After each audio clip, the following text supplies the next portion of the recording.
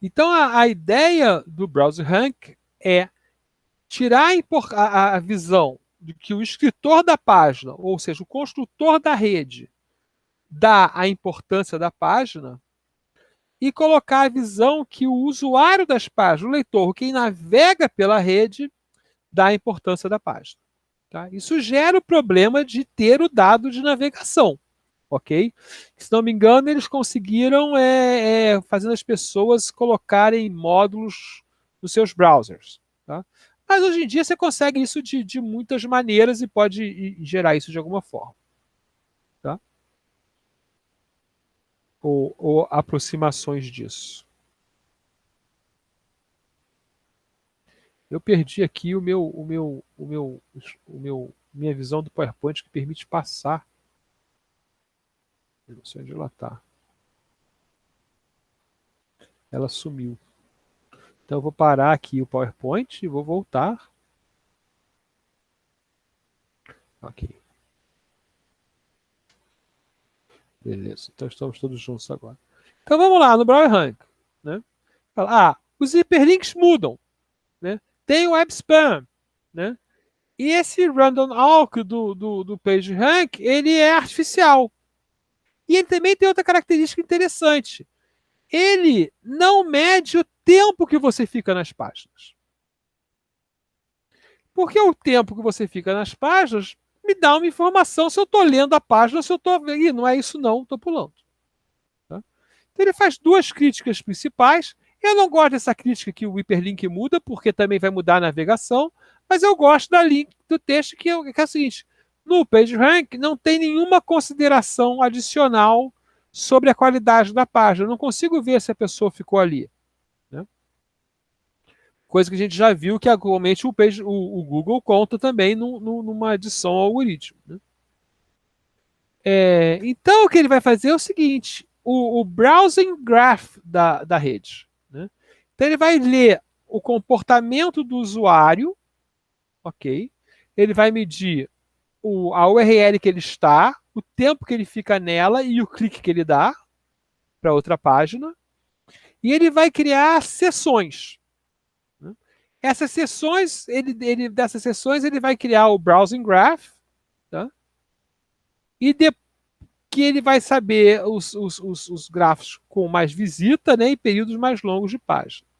Tá? É como se fosse um voto implícito que você está dando na página sobre a qualidade dela quando navega e quando fica nela. Okay? Ele explica no artigo como ele faz a segmentação. Ele fala que se ficar 30 minutos sem andar, você quebra a sessão. É time rule, que ele chama. E se você entra uma URL na mão, né, que não está na. Você quebra a sessão, é o type rule. Né? E ele vai construir pares de URL, né? E ele faz também uma estimativa da probabilidade de reset, ou seja, de você botar um link qualquer em vez de seguir a página. Tá? E extrai o tempo de permanência usando a diferença para a próxima página. Isso é simples, né? Ou quando você chega na página final, ele vê se você quebrou a sessão por uma regra de tempo, ele escolhe um tempo aleatoriamente em todas as páginas. Se você quebrou a sessão por uma regra de tipo, né, ele pega o tempo da página da sessão seguinte, né, como as sessões fossem encadeadas. Né. Para funcionar o que ele faz, ele parte da premissa que os processos de usuários diferentes em sessão diferentes são independentes, né, que não, podem não ser, né, mas ele está supondo que cada sessão é uma atuação independente do usuário. A propriedade de Markov, né, que cada página visitada depende apenas da página atual e não do passado. Essa é fraca, mas facilita muito o problema. Né? E a homogeneidade temporal, quer dizer que o comportamento não depende se é a hora do almoço, se é a hora do jantar, né? Coisas desse tempo. Né? A solução aqui é mais difícil, porque o que está se configurando aqui é uma cadeia de Markov contínua. Né? Então agora eu quero saber o seguinte: vamos votar aqui. Quantos de vocês estudaram cadeia de Markov discreta?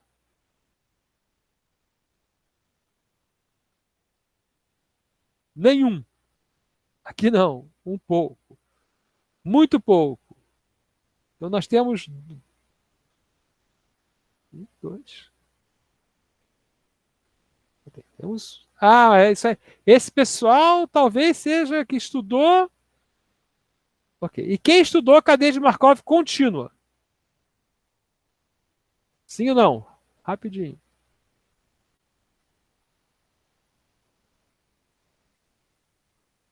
A gente vai ver aqui que eu também não sabia, né? Não tinha nunca trabalhado. Mas tem um truque na cadeia de Markov contínua. Mas vamos ver lá. Né?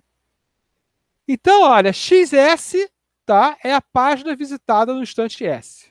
Tá? E o nosso processo, o processo de Markov em termo contínuo e homogêneo, eu tenho uma sequência de XS para S maior que zero. Né? Probabilidade de J de T é a probabilidade de transição da página I para a página J no intervalo de tempo T. Tá? Então, isso faz como que disso aí há uma propriedade, né, que há uma distribuição de probabilidade estacionária π, independente de T, tal que P de T é PJ de T N por N, ok? Se aquilo lá for verdade. Né? E aí você tem essa função de recorrência que permite calcular esse π, né? Que vai quer dizer, quando essas probabilidades vão ocorrendo, né, vai se formando essa onda estacionária, vamos dizer assim, né? Essa função estacionária vai se configurando com o tempo. Tá? Mas não vai usar isso. Isso é questão teórica. Né? É difícil obter o P de T. Tá? Então, o que ele faz mas ele tem que encontrar esse π. Tá? Porque esse π é a distribuição de probabilidade estacionária que interessa a gente. Okay? Então, ele tem esse grafo G, né, onde tem os vértices, né, os pesos, que é a probabilidade de navegação, né, os tempos e os deltas, que são as probabilidades de resetar. Ok? Teoria. Agora, não é fácil isso, mas vamos pegar a ideia. Né? Existe uma matriz chamada matriz de taxa de transição, que é a matriz da derivada de PT quando T tende a zero. Tá? Então, essa matriz Q, que vai ser importante para permitir a gente fazer a conta, Q é P' de zero. Tá?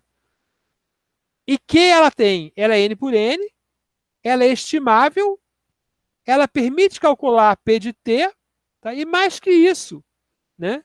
Ela é discreta, tá? Porque é só no tempo zero. Ok? Então eu transformo, entre aspas, né? O meu Q, né? Meu P de T, que não é discreto, transforma numa coisa discreta. Aí tem uma cadeia que é a cadeia de Markov embutida, né, em tempo discreto, que corresponde a esse processo Q. Tá? E ela tem a seguinte característica. Ela tem zero na diagonal, né? E todas as suas funçõezinhas, todos os seus valores são menos Q de J sobre Q de I. Okay? Mas a gente não sabe Q ainda. Mas a gente sabe que está em tempo discreto. Né? Então, a gente tem o teorema que prova que o PI, né, é a média do PI sobre QI sobre o somatório de J sobre média de PIJ sobre QJJ. Mas eu não tenho nada disso ainda. Né? Então eu preciso calcular essas coisas. Né? A gente sabe que, né, aquela teorema lá que se usa nas filas, né, que a chance de continuar no TI, né, é governada por E elevado a T vezes QI, lá daquele T0, lá daquela derivada do pelinha de T. Né? Então, o que ele vai fazer? Se o stay time, né, o tempo de ficar lá, né, é governado por essa regra, eu posso estimar que zinho olhando para o tempo de permanência. Porém, tem muito ruído, ele fala. Aqui eu acho que ele entrou complicando, tá? Acho que talvez isso aí não tenha nenhum efeito real, eu não tenho certeza. Mas permite também fazer um golpezinho depois que é interessante. Ele fala, ó, tem um ruído nesse tempo de permanência, que é o tempo que a internet coloca para renovar a minha página. Então, o tempo que eu observo, ele é o tempo real mais um ruído. Ok? E ele supõe, o tempo ruído tem uma distribuição aqui quadrado. Aí eu confesso que eu não sei por quê, mas pode ser uma distribuição típica de ruído. Né? E o ruído é independente do tempo. Tá? Então, o Z, que é um tempo de comportamento das pessoas, ele diz que tem média e variância, tá? E você pode estimar. E o U você tem a média e variância também. Então, a minha média é K, que é a média do Q quadrado, menos 1 sobre QI, que é a média do tempo. Esses QI são negativos, né? Que é a média do tempo que eu fico lá. E a minha variância é 2K sobre mais 1 sobre 1 sobre 2QI. Então, o que acontece é o seguinte, com essas fórmulas, né, eu consigo estimar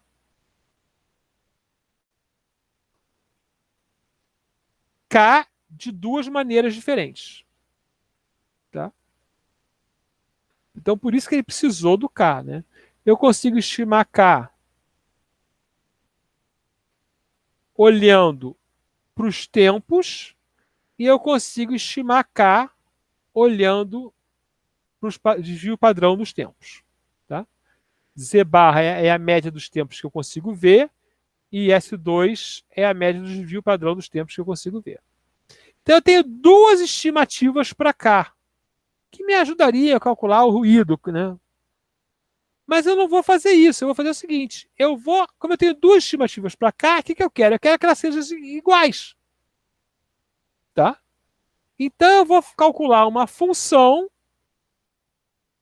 que minimiza a diferença dessas duas estimativas ao quadrado para ficar positiva, né? Em função de QI. Tá? Então esse é o primeiro passo. Esse primeiro passo calcula os QI, né? Minimizando a diferença dos Ks. Como eu calculei os QI, eu cheguei. Opa, cadê minha função? Eu cheguei, ó, eu tenho isso aqui, ó, lá do meu EMC. Né? Eu tenho isso aqui, eu tenho isso aqui. Tá? Agora ele continua. Né? As probabilidades de transição das EMC descreve as transições puras do usuário no gráfico de navegação.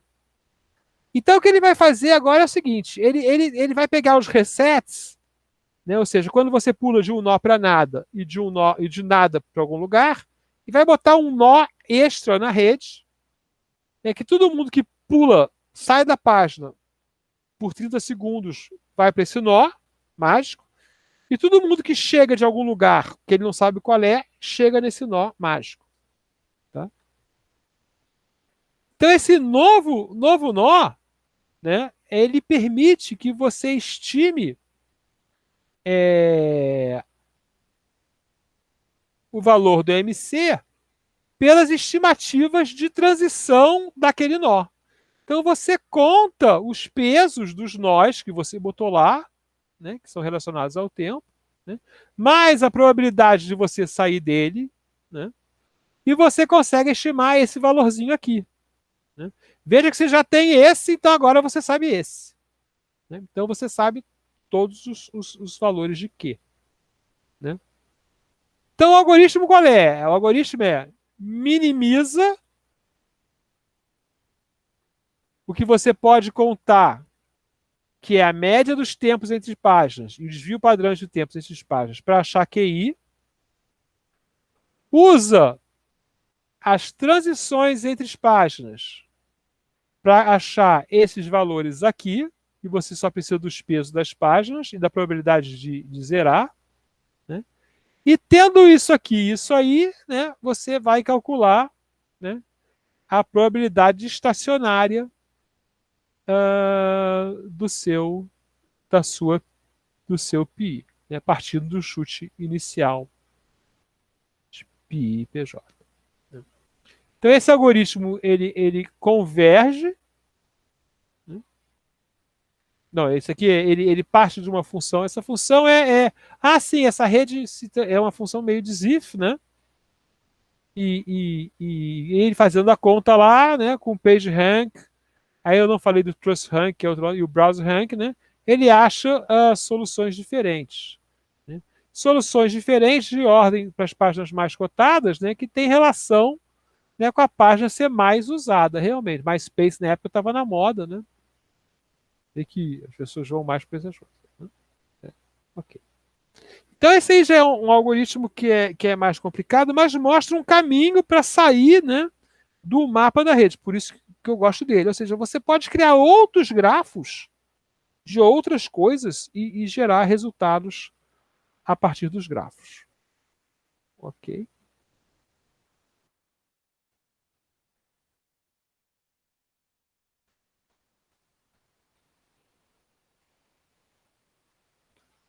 Interromper a gravação.